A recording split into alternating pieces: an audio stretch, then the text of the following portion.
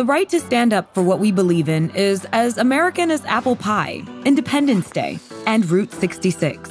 That right and others is protected under U.S. law by the Bill of Rights, a list of 10 amendments to the U.S. Constitution that almost never existed.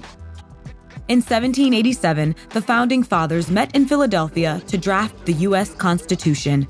It took almost 4 months of intense debate to get something down on paper. And that's when things got really tense. The Federalists wanted to ratify the Constitution because they believed it did a great job of establishing the roles and responsibilities of government.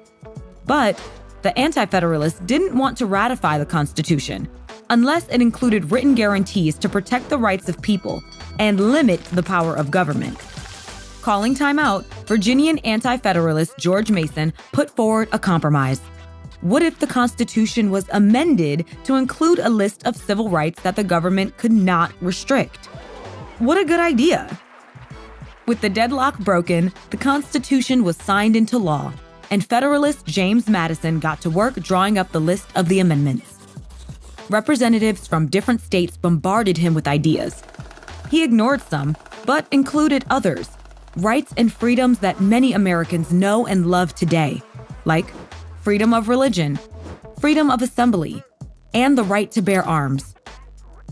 In the end, 10 amendments were made to the Constitution. They're known as the Bill of Rights. So, why does it matter? Today, the civil liberties set out in the Bill of Rights protect your way of life. They're the bedrock of what it is to be American. But the Bill of Rights is also controversial, the source of countless arguments as Americans still disagree over where the government's control ends and their rights begin. Without the Bill of Rights, how do you think the U.S. would be different today?